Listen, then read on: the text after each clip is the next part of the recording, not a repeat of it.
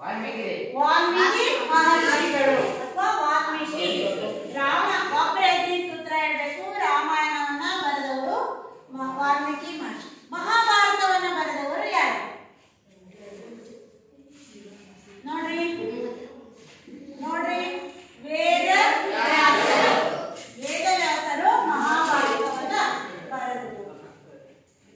ಈಗ ರಾಮಾಯಣಕ್ಕೆ ಸಂಬಂಧಪಟ್ಟಂತೆ ನಾನು ನೋಡಿ, ರಾಮನ ತಂದೆ ತಾಯಿಯ ಹೆಸರೇನು? ಒಬ್ರು ಹೇಳ್ಬೇಕು. ರಾಮನ ತಂದೆ ತಾಯಿಯ ಹೆಸರೇನು ಗೊತ್ತಿಲ್ವಾ? Very good. ರಾಮನ ತಂದೆ ಹೆಸರು ದಶರಥ, ತಾಯಿ ಕೌಸಲ್ಯಾ ದೇವಿ. ತಾಯಿ ಕೌಸಲ್ಯಾ ದೇವಿ. ರಾಮನಿಗಿರ್ತಕ್ಕಂಥ ಸಹೋದರರು ಎಷ್ಟು ಜನ? ಲಕ್ಷ್ಮಣ, ಭರತ, ಶತ್ರುಘ್ನ. ಹಾಗಾದ್ರೆ ಈ ಕಥೆಯನ್ನ ಕೇಳುವ ಮೊದಲು ನಾವು ಒಂದು ಸ್ವಲ್ಪ ಸಂಕ್ಷಿಪ್ತವಾಗಿ ರಾಮನ ಒಂದು ಜನನ, ರಾಮ, ಲಕ್ಷ್ಮಣ, ಭರತ, ಶತ್ರುಘ್ನರ ಜನನದ ಬಗ್ಗೆ ಒಂದು 2-3 ನಿಮಿಷದಲ್ಲಿ ನಾನು ಹೇಳ್ತೇನೆ. ಫಸ್ಟ್ ಕೇಳ್ಕೊಳ್ಳಿ. ದಶರಥ ಮಹಾರಾಜರು ಆಡಳಿತವನ್ನ ಮಾಡ್ತಾ ಇರಬೇಕಾಗಿರುವ ಸಂದರ್ಭದಲ್ಲಿ ಬಹಳ ವರ್ಷಗಳವರೆಗೆ ದಶರಥ ಮಹಾರಾಜರಿಗೆ ಮಕ್ಕಳು ಆಗಿರಲಿಲ್ಲ. ಮಕ್ಕಳು ಆಗದೆ ಹೋದಾಗ ದಶರಥ ಮಹಾರಾಜರು ನಾವೇನಿವತ್ತು ಇಂದಿನ ದಿನಗಳಲ್ಲಿ ನಾವು ಏನೋ ದೇವರು ಅಥವಾ ದೇವಸ್ಥಾನಗಳಿಗೆ ಹೋಗೋದು, ಪೂಜೆ ಹೋಮ ಅಂತ ಮಾಡ್ತೀವಲ್ಲ, ಅದೇ ರೀತಿಯಾಗಿ ದಶರಥ ಮಹಾರಾಜರು ಕೂಡ ಅಗ್ನಿದೇವನನ್ನ ಕುರಿತು ಅವರು ಏನ್ ಮಾಡ್ತಾರೆ ಅಂದ್ರೆ ಒಂದು ಯಾಗವನ್ನ ಮಾಡ್ತಾರೆ ಅಗ್ನಿದೇವನಿಗೆ.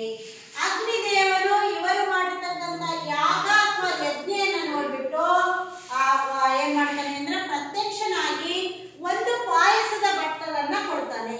ಆ ಒಂದು ಪಾಯಸದ ಬಟ್ಟಲೊಳಗ ಅರ್ಧ ಭಾಗವನ್ನ ಸಮನಾಗಿ ಮಾಡಿ ಯಾರ್ಯಾರಿಗೆ ಕೊಡ್ಬೇಕು?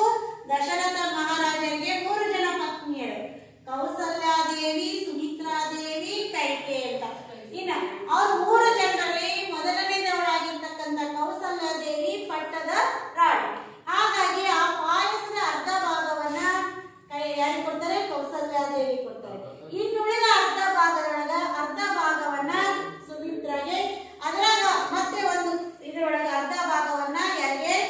ಕೈಕೇಯಿಗೆ ಕೊಡ್ತಾರೆ.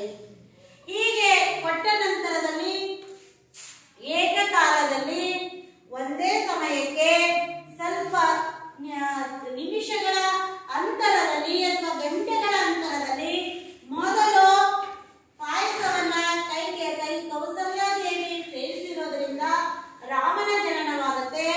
ರಾಮನ ನಂತರದಲ್ಲಿ ಭರತನ ಜನನವಾಗುತ್ತೆ.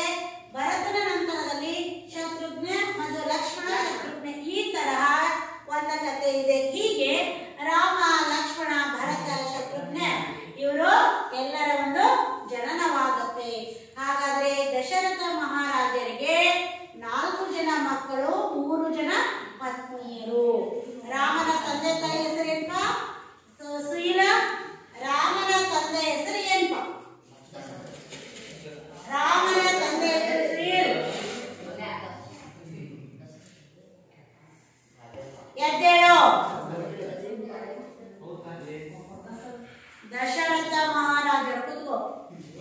ಇವಾಗ ಇವರು ಏನಾಗ್ತಾರೆ? ಅವರಿಗೆ ಸಕಲ ವಿದ್ಯೆಗಳನ್ನ ಕಲಿಸಿ ದಶರಥ ಮಹಾರಾಜರು ಸಕಲ ವಿದ್ಯೆಗಳನ್ನ ಕಲಿಸ್ತಾರೆ. ಸಕಲ ವಿದ್ಯೆಗಳನ್ನ ಕಲಿಸಿ ಆದ್ಮೇಲೆ ನಂತರದಲ್ಲಿ ಏನ್ ಮಾಡ್ತಾರೆ ಅಂದ್ರೆ ಇನ್ನು ತೀರಾ ಏನು ದೊಡ್ಡವರಾಗಿರಲ್ಲ, ಬೇಗನೆ ತಾವೇನ್ ಮಾಡ್ಬೇಕು ಅಂದ್ರೆ ತಮ್ಮ ಅಧಿಕಾರದಿಂದ ಹಸ್ತಾಂತರ ಮಾಡಿ ತಾವು ವಾನಪ್ರಸ್ಥಕ್ಕೆ ಹೋಗ್ಬೇಕು, ವನವಾಸ ಇದಕ್ಕೆ ಹೋಗ್ಬೇಕು, ಕಾಡಿಗೆ ಹೋಗ್ಬೇಕು ಅನ್ನೋ ಒಂದು ಲೆಕ್ಕದಲ್ಲಿ ಅವರು ಇರ್ತಾರೆ. ಹೀಗಿದ್ದಾಗ ಆ ಸಂದರ್ಭದಲ್ಲಿ ರಾಮ, ಲಕ್ಷ್ಮಣ, ಭರತ, ಶತ್ರುಘ್ನ ಇವರಿಗೆಲ್ಲರಿಗೂ ಏಕಕಾಲದಲ್ಲಿ ವಿವಾಹವನ್ನ ಮಾಡಿ ನಂತರದಲ್ಲಿ ಸ್ವಲ್ಪ ದಿನ ಕಳೆದ ಮೇಲೆ ನಂತರದಲ್ಲಿ ಏನ್ ಮಾಡ್ತಾರೆ ಅಂದ್ರೆ ರಾಜ್ಯದ ಅಧಿಕಾರವನ್ನ ಯಾರಿಗೆ ಕೊಟ್ಟು ಹೋಗ್ಬೇಕು ಅಂತಿರುತ್ತೆ ಅಂದ್ರೆ ಭರತ ಈಗ ಅತ್ಯಂತ ಹಿರಿಯ ಮತ್ತು ಪ್ರೀತಿಯ ಮಗನಾಗಿರ್ತಕ್ಕಂತಹ ರಾಮನಿಗೆ ಪಟ್ಟಾಭಿಷೇಕವನ್ನ ಮಾಡಬೇಕು ಅಂತ ತಿಳ್ಕೊಂಡು ದಶರಥ ಮಹಾರಾಜ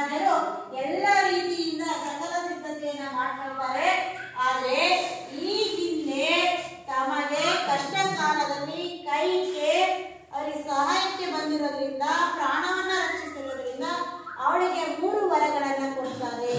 ಆ 3 ವರಗಳನ್ನ ಈಗ ಅವಳು ಕೇಳ್ತಾ ಇದ್ದಾಳ. ರಾಮನಿಗೆ ಪಟ್ಟ ಕಟ್ಟೋದು ಬೇಡ, ಭರತನಿಗೆ ಪಟ್ಟ ಕಟ್ಟಬೇಕು. ಭರತನಿಗೆ ಪಟ್ಟ ಕಟ್ಟಬೇಕು. ನಂತರದಲ್ಲಿ ರಾಮ ವನವಾಸಕ್ಕೆ ಹೋಗ್ಬೇಕು. ಯಾವ ರೀತಿ ವನವಾಸಕ್ಕೆ ಹೋಗ್ಬೇಕು ಅಂದ್ರೆ ನಾರಮಡಿಯನ್ನುಟ್ಟು ವನವಾಸಕ್ಕೆ ಹೋಗ್ಬೇಕು ಅಂತಕ್ಕಂಥದ್ದು ಇರುತ್ತೆ. ಹೀಗಿದ್ದಾಗ ಅವಾಗ ಏನ್ ಮಾಡ್ತಾನೆ ಅಂದ್ರೆ ಮಹಾರಾಜರು ಆ ರೀತಿ ಆದಾಗ ಅಲ್ಲಿಗೆ ಆ ರೀತಿಯಾಗಿ ರಾಮ ವನವಾಸಕ್ಕೆ ಹೋಗೋದಕ್ಕೆ ಸಿದ್ಧನಾಗ್ತಾನೆ. ಭರತನಿಗೆ ಪಟ್ಟ ಕಟ್ಟಿದ್ರು ಕೂಡ ಭರತ ಇರಲ್ಲ. ಒಂದು ಕತೆ ಇಲ್ಲವೇ ಇನ್ನೊಂದು ಕಡೆ ಏನಾಗುತ್ತೆ ಅಂದ್ರೆ ರಾಮ ಈಗೇನಾದ ವನವಾಸಕ್ಕೆ ಹೋಗೋದು. ಹಾಗಾದ್ರೆ ಇಲ್ಲಿ ನೀವು ರಾಮನಿಗಾಗಿ ಕಾದಿರ್ತಕ್ಕಂತಹ ಒಂದು ನಿಮಿಷ ಪ್ರೀತಿಯ ಈಗ ರಾಮ ಏನ್ ಮಾಡಿದ, ತಂದೆ ಮಾತನ್ನ ನಡೆಸಬೇಕು ಅಂತ ಸಂಕ್ಷಿಪ್ತವಾಗಿ ಹೇಳಿದೆ ನಾನು. ಯಾಕಂದ್ರೆ ಪೂರ್ತಿ ಹೇಳಕ್ಕಾದ್ರೆ ಇವಾಗ ನಿಮ್ಗೆ ಮುಂದಿನ ಪಾಠಗಳು ಹೋಗೋದಕ್ಕೆ ತಂದೆ. ಇಲ್ಲಿ ಅವಾಗ ರಾಮನಿಗಾಗಿ ಕಾದಿರ್ತಕ್ಕಂಥ ಒಬ್ಬ ಭಕ್ತೆ ಇದ್ದು, ಅವಳು ಶಬರಿ ಅಂತ. ಹಾಗಾದ್ರೆ ಮಕ್ಕಳೇ ನಾವೆಲ್ಲರೂ ತಿಳ್ಕೊಂಬರೋಣ. ಅಜ್ಜಿ ಯಾವ ರೀತಿ ಶಬರಿ ಬಗ್ಗೆ ಇರ್ತಕ್ಕಂಥ ಒಂದು ಕಥೆಯನ್ನ ಇಲ್ಲೆಲ್ಲರೂ ನೋಡೋಣ. ರಾಮನ ಭಕ್ತರು ಅಂತ ಅಂದ್ಕೂಡಲೇ ನೆನಪಾಗುವುದು ಆಂಜನೇಯ ಮತ್ತು ಶಬರಿ. ಶಬರಿಯು ರಾಮಭಕ್ತನಿಗೆ 16 ವರ್ಷಗಳ ಕಾಲ ಪ್ರತಿದಿನ ಪ್ರತಿಕ್ಷಣ ಕಾದು ತನ್ನ ನಿಷ್ಠೆಯನ್ನ ತೋರಿಸಿದ್ದಾರೆ. ಇವತ್ತು ರಾಮನಿಗೆ ಸ್ಪೆಷಲ್ ಅಂತ ಆಕೆ ಶಬರಿಯ ಕಥೆಯನ್ನ ಹೇಳ್ತಾಳಂತೆ. ಬನ್ನಿ ಕೇಳೋಣ.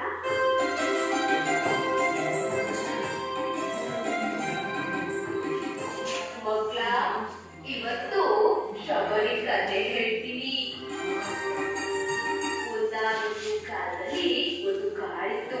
ಅಲ್ಲಿ ಕೆಲವು ಬೇಡರು ವಾಸವಾಗಿದ್ರು. ಅವರ ಕುಲ ಕಸುಬು ಬೇಟೆಯಾಡೋದಾಗಿತ್ತು. ಆ ಗುಂಪಿಗೆ ಒಬ್ಬಾತ ನಾಯಕರಾಗಿದ್ದ. ಆದ್ರೆ ಮನಸ್ಸು ಅಂದ್ರೆ ಅಲ್ಲಿಯವರೆಲ್ಲ ಹೇಳ್ತಿದ್ರು. ಆತನಿಗೆ ಎದುರು ಮಾತಾಡೋರು ಯಾರು ಇರಲಿಲ್ಲ. ಹೀಗಿರುವಾಗ ಆತನ ಹೆಂಡತಿ ಒಂದು ಮುದ್ದಾದ ಹೆಣ್ಣು ಮಗುವಿಗೆ ಜನ್ಮ ನೀಡಿದ್ಲು. ಆ ಕಂದಮ್ಮನಿಗೆ ಶಬರಿ ಅಂತ ಹೆಸರನ್ನ ಇಡಲಾಯಿತು. ಆದ್ರೆ ಹೆರಿಗೆ ಸಮಯದಲ್ಲಿ ಅಮ್ಮ ಸತ್ತೋದ್ಲು. ಹೀಗಾಗಿ ಮಗು ತಾಯಿ ಇಲ್ಲದ ತಬ್ಬಲಿಯಾಗಿ ಅಪ್ಪನ ಆಶ್ರಯದಲ್ಲಿ ಬೆಳಬೇಕಾಯಿತು. ಅಪ್ಪ ತನ್ನ ಮಗಳನ್ನ ತುಂಬಾ ಚೆನ್ನಾಗಿ ನೋಡ್ಕೊಳ್ತಿದ್ದ. ಕಾಡಿಂದ ಹಣ್ಣು ಹಂಪಲುಗಳನ್ನ ತಂದು ಕೊಡ್ತಿದ್ದ. ಬೇಡರ ಹುಡುಗಿ ಶಬರಿಯಲ್ಲಿ ಒಂದು ಸೌಮ್ಯವಾದ ಹೃದಯವಿತ್ತು. ಅಪ್ಪ ಪ್ರಾಣಿಗಳನ್ನ ಬೇಟೆ ಆಡಿ ಮನೆಗೆ ತಂದಾಗ ಇವಳು ಆ ಸತ್ತ ಪ್ರಾಣಿಗಳನ್ನ ನೋಡಿ ಕನಿಕರ ಪಡ್ತಾ ಇದ್ಲು. ಅಲ್ಲದೆ ಅವಳು ಊಟದಲ್ಲೂ ಸಹ ಮಾಂಸಾಹಾರವನ್ನ ಸಂಪೂರ್ಣವಾಗಿ ಬಿಟ್ಟು ಬರೀ ಸಸ್ಯಾಹಾರವನ್ನ ನೋಡ್ರಿ. ನಾವು ಇವಾಗ ಹೇಗೆ ಯಾವ್ಯಾವ ರೀತಿಯಾಗಿರ್ತಕ್ಕಂತಹ ಒಂದು ಹುಟ್ಟು ಹೇಗಾಗುತ್ತೆ ಅನ್ನೋದಕ್ಕೆ ನೋಡಿ. ಒಬ್ಬ ರಾಕ್ಷಸನ ಮಗಳಾಗಿ ಹುಟ್ಟಿರ್ತಕ್ಕಂಥ ಶಬರಿ, ಅವಳಲ್ಲಿ ಏನಿದೆ ಅಂದ್ರೆ ಒಂದು ಮಾನವೀಯತೆ ಇದೆ. ಅವಳಿಗೆ ಅವರ ತಂದೆ ಮಾಡ್ತಕ್ಕಂಥ ಉದ್ಯೋಗ ಏನಾಗಿತ್ತು, ಬೇಟೆ ಆಡ್ತಕ್ಕಂಥದ್ದು. ಏನಂದ್ರೆ ಇತರ ಜೀವಿಗಳನ್ನ ಕೊಂದು ತಂದು ಅದರಿಂದ ಆಹಾರವನ್ನ ತಯಾರಿಸಿ ಅವರೆಲ್ಲರೂ ಕೂಡ ಆಹಾರವನ್ನ ತಿಂತಾ ಇದ್ರು. ಆದ್ರೆ ಈ ಪುಟ್ಟ ಬಾಲಕಿಯ ಹೃದಯದೊಳಗ ಯಾವ್ದಾದ್ರು ಜೀವಿಯನ್ನ ಕೊಂದು ತಿಂದಾಗ ಅಥವಾ ಪ್ರಾಣಿಯನ್ನ ಕೊಂದು ತಂದಾಗ ಅದನ್ನ ತಿನ್ಬೇಕು ಅನಿಸ್ತಾ ಇರಲಿಲ್ಲ ಇವಳು.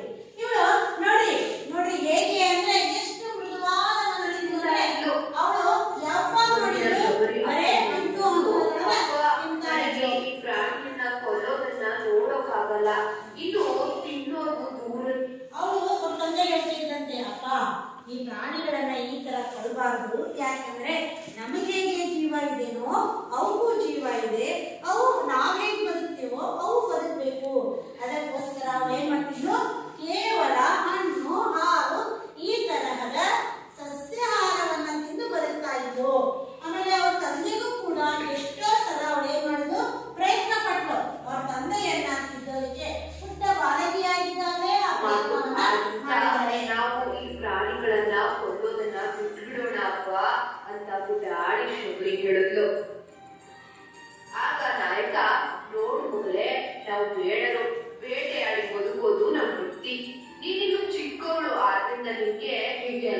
ಆಗ್ತಾ ಇದೆ, ನಾವು ಇದೇ ರೀತಿ ಜೀವನ ಮಾಡ್ಬೇಕಾದದ್ದು ಅಂತ ಹೇಳ್ದ. ಆದ್ರೂ ಶಬರಿ ಮನಸ್ಸಲ್ಲಿ ಹಿಂಸೆ ಮಾಡೋದನ್ನ ಬಿಡೋದು ಉತ್ತಮ ಅನ್ನೋದು ಗಟ್ಟಿಯಾಗಿ ಕೂತಿತ್ತು.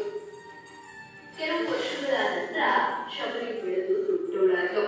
ನೋಡೋಕು ತುಂಬಾನೇ ಸುಂದರವಾಗಿದ್ಲು. ಹೀಗಾಗಿ ಅಪ್ಪ ಇವಳಿಗೆ ಸೂಕ್ತ ವರವನ್ನ ಹುಡುಕಿ ಮದುವೆಗೆ ತಯಾರು ಮಾಡ್ದ. ಶೆಟ್ಟಿಯ ಮಗಳಿಗೆ ಶೆಟ್ಟಿಯ ಮಗ, ಭಟ್ಟನ ಮಗಳಿಗೆ ಭಟ್ಟನ ಮಗ ಅನ್ನೋ ಮಾತಿನ ಥರ ಶಬರಿಯ ಜಾತಿ ಬೇಡರಾಗಿರೋದ್ರಿಂದ ಆತನ ಅಪ್ಪ ಬೇಡರ.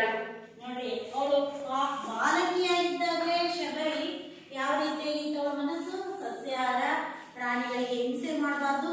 ಎಷ್ಟೋ ಸಲ ಅವಳು ಎಷ್ಟು ಸಾಧ್ಯ ಅವ್ರ ತಂದೆಗೆ ಪ್ರಯತ್ನ ಪಟ್ಟಳು. ಆದ್ರೆ ಅವ್ರ ತಂದೆ ಹೇಳಿದ್ರು, ಈಗ ಅನಿವಾರ್ಯತೆ ಇದೆ, ಏನಿದೆ, ನಮ್ಮ ವೃತ್ತಿನೇ ಅದು, ನಾವು ಬೇಟೆಯನ್ನು ಆಡಿ ನಾವು ಬೇಡರು, ಹಾಗಾಗಿ ಪ್ರಾಣಿಗಳನ್ನ ಬೇಟೆಯಾಡಿ ತಂದು ನಾವೇನ್ ಮಾಡ್ಬೇಕಾಗಿದೆ, ಅದರಿಂದ ಜೀವನವನ್ನ ನಡೆಸಬೇಕು. ಆದ್ರಿಂದ ನಾವೇನ್ ಮಾಡಕ್ಕಾಗಲ್ಲ ಅಂದ್ರೆ ಅದೇ ನಮ್ಮ ವೃತ್ತಿ ಅಂತ ಹೇಳಿ ನಂತರದಲ್ಲಿ ಅಲ್ಲೇನ್ ಮಾಡ್ತಾ ಇದಾರೆ ಅಂದ್ರೆ ಮದ್ವೆ ವಯಸ್ಸಿಗೆ ಬಂದಾಳ ಒಬ್ಬ ಬೇಡರಿಗೆ ಕೊಟ್ಟು ಮದ್ವೆ ಮಾಡೋದಕ್ಕೆ ಪ್ರಯತ್ನ ಮಾಡ್ತಾರೆ. ಆವಾಗ ಹುಡುಗನನ್ನ ನನಗೆ ಅಯ್ಯೋ ಅನ್ಸುತ್ತೆ ಅಪ್ಪ, ನನ್ನ ಮದ್ವೆ ದಿನ ಆ ಪ್ರಾಣಿಗಳೆಲ್ಲ ಬದಿಯಾಗತ್ತೆ, ಅವಕ್ಕೂ ಬದುಕೋ ಸ್ವಾತಂತ್ರ್ಯ ಇದೆ, ಆದ್ರಿಂದ ಅವನ್ನೆಲ್ಲ ಬಿಟ್ಬಿಡುವಪ್ಪ ಅಂತ ಕೊಂಡೇ ಹಾಕೋದು. ಆದ್ರೆ ಅಪ್ಪ ಇದಕ್ಕೆ ಒಪ್ಪಿಲ್ಲ. ಆತ ಅಲ್ಲಿಂದ ಬೇರೆ ಕಡೆ ಹೋಗ್ಬಿಟ್ಟ.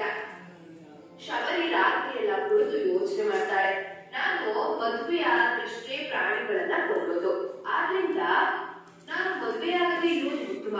ಹಾಗೆ ಮನೆ ಅವರು ಈಗೇಕೆ ನಾವು ಮದುವೆ ಸಮಾರಂಭಗಳಿಗೆ ನಮ್ಮ ನಮ್ಮ ಧರ್ಮದ ಪ್ರಕಾರ ನಮ್ಮ ಒಂದು ವಿಚಾರದ ಪ್ರಕಾರ ಏನ್ ಮಾಡ್ತಾರೆ ಅಂದ್ರೆ ಆಯಾ ಧರ್ಮಕ್ಕೆ ಅನುಗುಣವಾಗಿರ್ತಕ್ಕಂಥ ಆಹಾರವನ್ನ ತಯಾರು ಮಾಡ್ತಾರೆ. ಇಲ್ಲಿ ಇವರ ಒಂದು ಬೇಟೆಯಾಡ್ತಕ್ಕಂಥ ಜನಾಂಗರಾಗಿರೋದ್ರಿಂದ ಹಲವಾರು ಪ್ರಾಣಿಗಳನ್ನ, ವಿಶೇಷವಾಗಿರ್ತಕ್ಕಂಥ ಪ್ರಾಣಿಗಳನ್ನು ಕೊಂದು ಆಹಾರ ಭೋಜನವನ್ನ ತಯಾರಿಸಬೇಕು ಅಂತ ಏನ್ ಮಾಡ್ತಾನೆ ಶಬರಿಯ ತಂದೆ ಎಲ್ಲ ರೀತಿಯಿಂದ ಪ್ರಯತ್ನ ಪಟ್ಟಿರ್ತಾನೆ. ಆದ್ರೆ ಶಬರಿಗೆ ನನ್ನೊಬ್ಬಳ ಸುಖಕ್ಕಾಗಿ ಎಲ್ಲ ಪ್ರಾಣಿಗಳನ್ನ ಬಲಿ ಕೊಡೋದು ಬೇಡ ಅನ್ನೋದು ಅವಳ ಅಭಿಪ್ರಾಯವಾಗಿತ್ತು. ಹಾಗಾಗಿ ಅವಳ ಆ ಒಂದು ಅವರಿಗಾಗಿ ಇನ್ನ ಜೀವನವನ್ನ ಬಿಸಿರಿಡು ಆತನಿಗೆ ಮುಕ್ತಿ ಕೊಡ್ತಾರೆ ಅಂದು ಹೋದ್ರು. ಮುನಿಗಳು ಹೇಳಿದಂತೆ ಶಬರಿ ದಿನ ರಾಮನಿಗಾಗಿ ಕಾಯೋಕ್ ಶುರು ಮಾಡಿದ್ದು. ಮಿಂದು ಮಡಿಯುಟ್ಟು ರಾಮನಿಗಾಗಿ ಕೆಲವು ಹಣ್ಣುಗಳನ್ನ ಕೊಯ್ದು ಆತನಿಗೆ ಕಾಯೋದು ಅವಳ ನಿತ್ಯದ ಕೆಲಸವಾಯಿತು. ಏನ್ ಮಾಡ್ಬಿಟ್ಟು ಅವ್ರ ತಂದೆ ಮದುವೆ ಸಿದ್ಧತೆಯನ್ನ ಮಾಡಿದ್ರು. ಆದ್ರೆ ನನ್ನ ಒಬ್ಬಳ ಸುಖಕ್ಕಾಗಿ ಇಷ್ಟೊಂದು ಪ್ರಾಣಿಗಳನ್ನ ಬಲಿ ಕೊಡೋದು ಬೇಡ, ಮದ್ವೆನೂ ಬೇಡ ಅಂತ ತಿಳ್ಕೊಂಡು, ನಾನಿದ್ರೆ ತಾನೇ ಇದಾಗುತ್ತೆ ಅಂತ ತಿಳ್ಕೊಂಡು ಏನ್ ಮಾಡ್ಬಿಟ್ಲು, ತನ್ನ ಒಂದು ಗುಡಿಸಲನ್ನ ಬಂದ್ಬಿಟ್ಟು ಬರುವಾಗ ಋಷಿಗಳು ಸಿಗ್ತಾರೆ. ಅವ್ರು ಹೇಳ್ತಾರೆ, ನೀನ್ ಮಾಡಿರ್ತಕ್ಕಂಥದ್ದು ಯಾವ್ದು ಅಪರಾಧ ಆಗುತ್ತೆ. ಯಾಕಂದ್ರೆ ಒಂದ್ ರೀತಿ ಅವ್ರ ತಂದೆ ಮನಸ್ಸಿಗೆ ನಾವು ಮಾಡಿದ್ದಾರೆ. ಯಾಕೆ ಹೇಳ್ರಿ, ಇವತ್ತೆಲ್ಲ ಸಿದ್ಧತೆಯನ್ನ ಮಾಡಿರ್ತಕ್ಕಂತಹ ತಂದೆಗೆ ಹಾಗಂತ ಶಬರಿ ಯಾವ ತಪ್ಪನ್ನು ಮಾಡಿಲ್ಲ, ಬೇರೆ ಯಾವ್ದೋ ಜೊತೆಗೆ ಹೋಗಿಲ್ಲ, ಅಥವಾ ಬೇರೆ ರೀತಿಯಾಗಿರ್ತಕ್ಕಂಥ ಅನೈತಿಕ ಸಂಬಂಧವನ್ನ ಇಟ್ಕೊಂಡಿಲ್ಲ. ಕೆಲವೊಂದು ಸಂದರ್ಭಗಳಲ್ಲಿ ಆ ರೀತಿನೂ ಕೂಡ ಆಗ್ತಾ ಇರ್ತವು. ಅವಳಲ್ಲಿ ಇರ್ತಕ್ಕಂತಹ ಒಂದು ಸಸ್ಯಾಹಾರದ ಬಗ್ಗೆ ಇರ್ತಕ್ಕಂಥ ಮೃದುತ್ವ ಸ್ವಭಾವದಿಂದಾಗಿ ಅವಳು ಈ ಪ್ರಾಪಂಚಿಕ ಜೀವನಕ್ಕಲ್ಲ ಅಂತ ತಿಳ್ಕೊಂಡು ಏನ್ ಮಾಡ್ತಾಳೆ ಅಂದ್ರೆ ಮನೆ ಬಿಟ್ಟು ಬರ್ತಾಳೆ. ಬಂದಾದ್ಮೇಲೆ ಅವಾಗ ಅವ್ರು ಋಷಿಗಳು ಹೇಳ್ತಾರೆ, ರಾಮ ಬಂದೇ ಬರ್ತಾನೆ, ನಿನಗೆ ಮುಕ್ತಿಯನ್ನ ಕೊಡ್ತಾನೆ ಅಂತ ಹೇಳಿದ್ಮೇಲೆ ಶಬರಿ ಪ್ರತಿದಿನ ರಾಮನಿಗಾಗಿ ಯಾವ ರೀತಿ ಸಿದ್ಧಗೊಂಡಿರ್ತಾಳೆ ನೋಡಿ. ಪ್ರತಿದಿನನೂ ಕೂಡ ಸ್ನಾನವನ್ನ ಮಾಡ್ಕೊಂಡ್ಬಿಟ್ಟು ರಾಮನಿಗೆ ಅಲ್ಲೇ ಸಿಗ್ತಕ್ಕಂಥ ಹೂವು, ತಳಿರು, ತೋರಣ, ವಿವಿಧ ಬಗೆಯ ಹಣ್ಣುಗಳನ್ನ ತಂದ್ಬಿಟ್ಟು ಪ್ರತಿದಿನ ಅವಳೇನ್ ಮಾಡ್ತಾಳೆ ಅಂದ್ರೆ ರಾಮನಿಗಾಗಿ ಕಾಯ್ದಿರ್ತಾಳೆ. ಅನೇಕ ವರ್ಷಗಳು ಕಳೆದು ಹೋಯಿತು. ಸುಂದರಿ ಆಗಿದ್ದ ಶಬರಿ ಹಣ್ಣುಗಳನ್ನ ನೋಡಿದ ಲಕ್ಷ್ಮಣ ಆಶ್ರಮ ಶ್ರೇಷ್ಠವಿಲ್ಲ. ಹಾಗೆ ಶಬರಿ ಕೊಟ್ಟ ಹಣ್ಣುಗಳನ್ನ ತಿಂದು ಇದು ಅತ್ಯುತ್ತಮವಾಗಿದೆ, ನನ್ನ ತಾಯಿಯ ಕೈತುತ್ತಿಗಿಂತ ಶ್ರೇಷ್ಠವಾದದ್ದು ಅಂತ ಅವಳನ್ನ ಒಪ್ಪಿಕೊಂಡ. ಹಾಗೆ ಕುರುಡಿಯಾಗಿದ್ದ ಶಬರಿಗೆ ತನ್ನ ದಿವ್ಯ ಶಕ್ತಿಯಿಂದ ದರ್ಶನವನ್ನು ಕೊಟ್ಟ. ಜೀವ ಹೋಗುವ ಮುನ್ನ ಒಮ್ಮೆ ರಾಮನನ್ನ ನೋಡಬೇಕು ಅಂತ. ಈಗ ಏನಾಯ್ತೀಗ ರಾಮ ಕೈಯ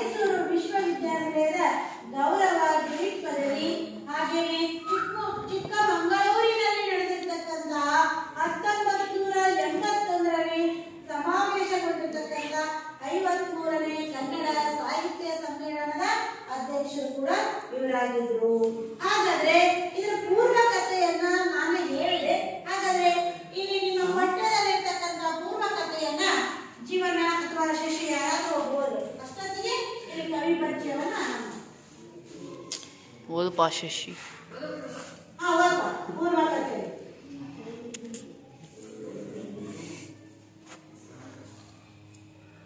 ರಾಮಾಯಣ ಮಹಾಕಾವ್ಯವು ಭಾರತೀಯರ ಪವಿತ್ರ ಗ್ರಂಥಗಳಲ್ಲಿ ಒಂದು. ಶ್ರೀರಾಮನ ಗುಣ ಸ್ವಭಾವಗಳ ಸೆಳೆತಕ್ಕೆ ಸಿಕ್ಕಿ ಅವನನ್ನು ಕಾಣದೇ ಇರುವುದೇ ಇಲ್ಲ.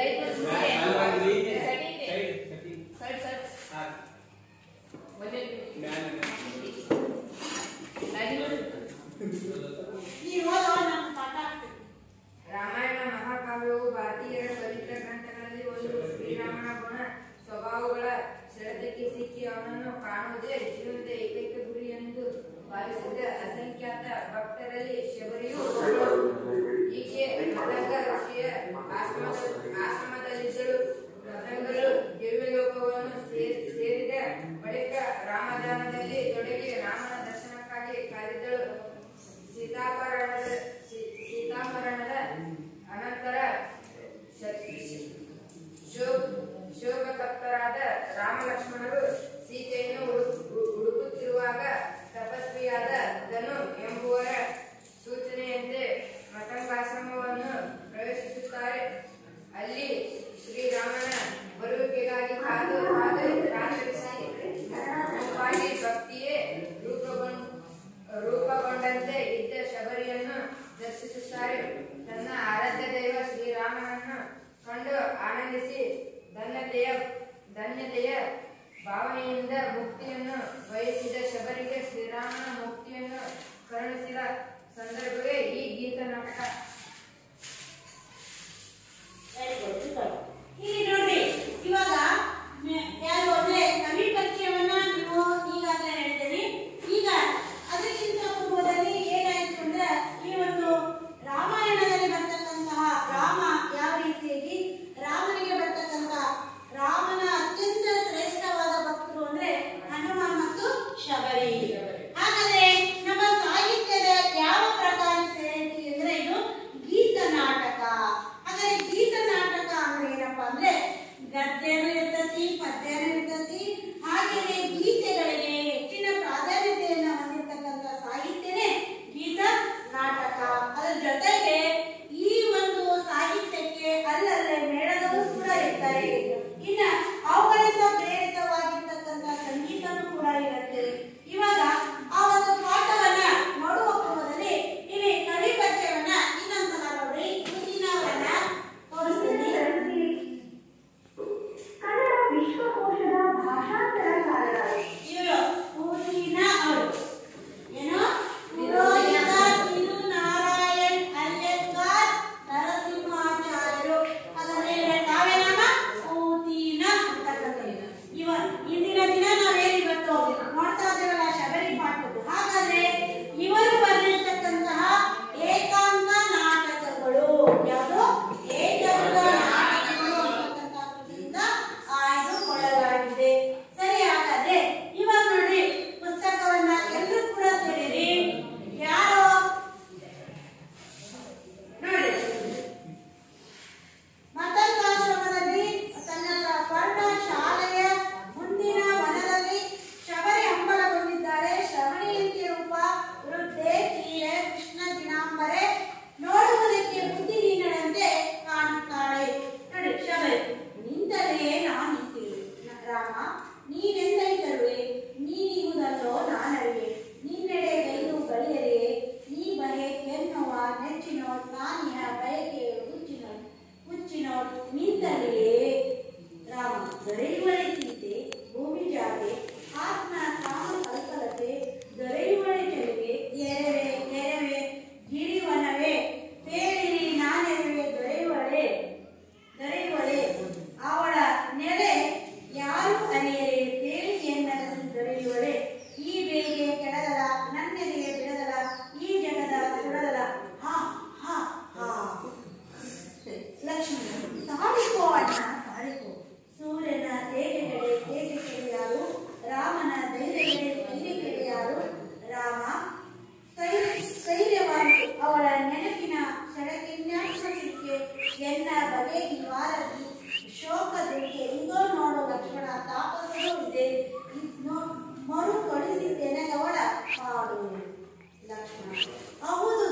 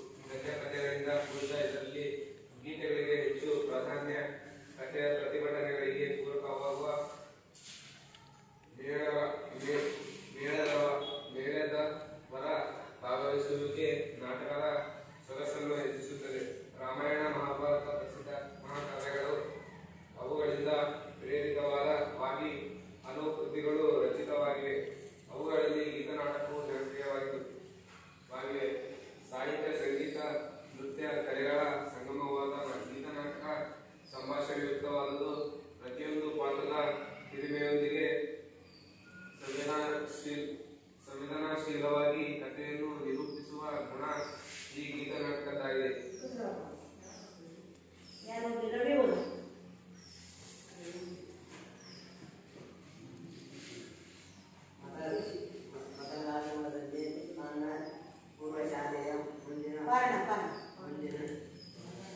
ಪರ್ಣಶಾಲೆಯ ಮುಂಚಿನ ಮನದಂತೆ ಶಬರಿ ಅಮರಗೊಂಡಿದ್ದಾರೆ.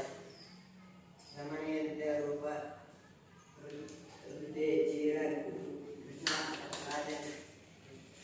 ಕೃಷ್ಣಾಜಿನಾದರೆ ನೋಡುವುದಕ್ಕೆ ಬುದ್ಧಿಹೀನವಾಗಿ ಕಾಣುತ್ತಾರೆ.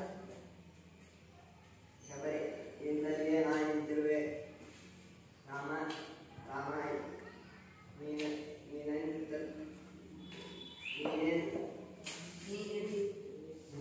ನೀನೆಂದೈತಿರುವೆ. ನೀನು ಗಲ್ಲು ನಾನೆಡೆಗೆ ನಿನ್ನೆಡೆಗೆ ಇರುವ ಬಗೆಯಿದೆ. ನೀ ಬಗೆ ಎನ್ನುವ ನೆಚ್ಚಿನೋಳು ನಾನಿಗೆ ಬಯಕೆ ಅವಳು ನಿಂತನಿಗೆ ಶಬರಿ ಪರಲೋಕಕ್ಕೆ ಹೋಗುವರು.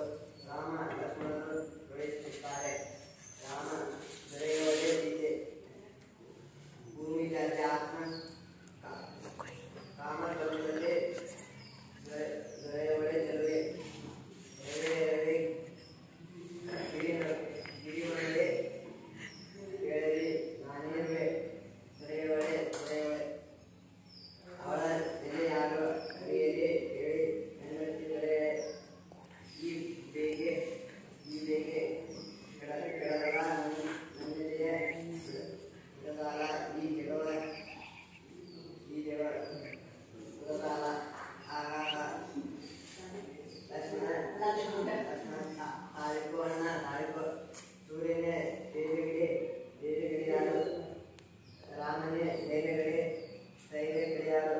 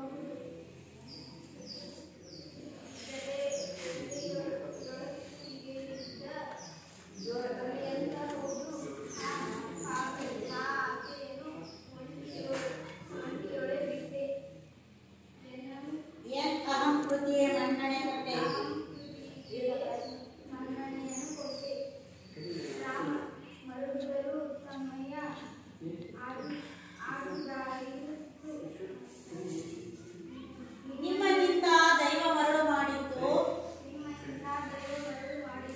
ದನು ಬೆಳೆದು ದಾರಿಯೋಳು ನಾವು ಬಂದಿದ್ದೇವೆ. ಶ್ರಮಣೀಯಾಶ್ರಮವಿದೆ. ಅದು ಲಕ್ಷ್ಮಣ ಅರ್ಥ ಆವುದಿ ಮರಳು ನಮ್ಮೆಡೆಗೆ ಬರುತ್ತಿರುವುದು ಏನಿದೆ. ಲಕ್ಷ್ಮಣ ಮರೆಗೆ ಬಾ ಅಣ್ಣಯ್ಯ. ಪರೀಕ್ಷಿಸುವ ನನ್ನ ಇದರೊಳಗೆ ನಾವಿದನು ನೆನಪುದೇ ಬಣ್ಣ. ಶಬರಿ ರಾಮ ಬಾಳದೆ ನನಗೇನು ತೋರದೆ. ಇದರಲ್ಲಿ ಬರ್ತಕ್ಕಂತಹ ಪದಗಾತ್ರವನ್ನ ಆಮೇಲೆ ಕವಿ ಪರಿಚಯವನ್ನ ಬರ್ಕೊಂಡ್ಬರ್ಬೇಕು ನಾಳೆ ದಿನ ಬಂದಿದ್ದಾಗೆ ಪೂರ್ತಿಯಾಗಿ. ಆಮೇಲೆ ಈ ಪಠ್ಯದ ಇದರೊಳಗೆ ಪಠ್ಯಾಧಾರ ಟಿಪ್ಪಣಿ ಶಬರಿಯಾರು ಆಶ್ರಮ ಏನು ಅಂತಕ್ಕಂಥದ್ದು. ಏನಪ್ಪಾ ಅಂದ್ರೆ ಈ ಪಾಠಕ್ಕೆ ಸಂಬಂಧಪಟ್ಟಿರ್ತಕ್ಕಂತಹ ಶಬರಿ ಯಾರ ಮಗಳು, ಹಾಗಾದ್ರೆ ಯಾರ ಶಿಷ್ಯೆ, ಆಮೇಲೆ ಮತ್ತೊಂದು ಋಷಿಗಳು ಯಾರು, ಭೂಮಿ ಜಾತಿ ಅಂತ ಯಾರನ್ನು ಕರಿತಾ ಇದ್ರು, ಚಿತ್ರಕೂಟ ಅಂತಕ್ಕಂಥದ್ದು ಏನು, ದಶರಥ ಮಹಾರಾಜರು ಯಾರು, ಸಾವಿತ್ರೆ, ಧನು, ಶಬರಿ. ಈಗ ನೋಡಿ ಈ ಪಾಠಕ್ಕೆ ಸಂಬಂಧ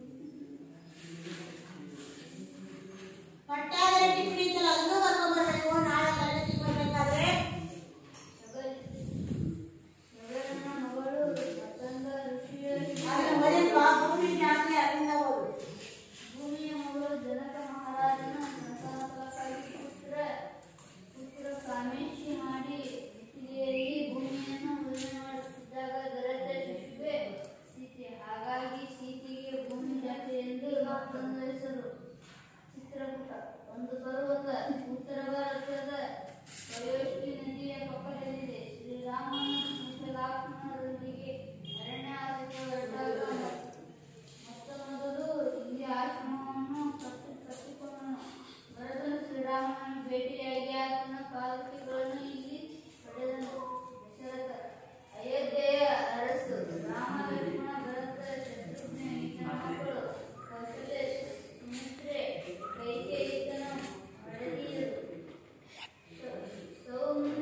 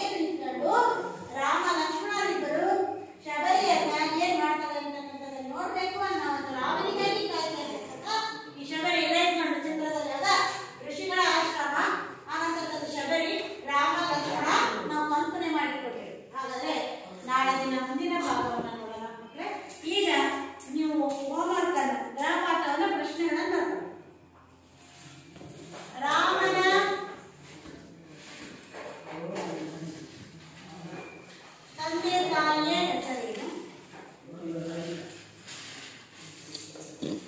ರಾಮನ ತಂದೆ ತಾಯಿಯ ಹೆಸರೇನು?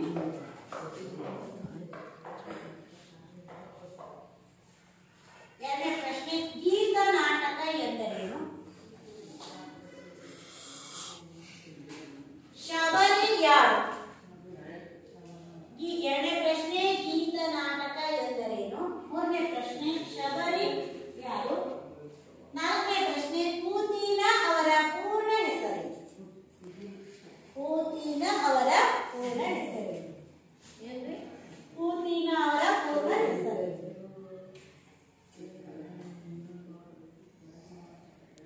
ಇಲ್ಲಿವರೆಗೂ ಪಾಠವನ್ನ ಆಲಿಸಿದ್ದಕ್ಕಾಗಿ ತುಂಬ ಧನ್ಯವಾದಗಳು.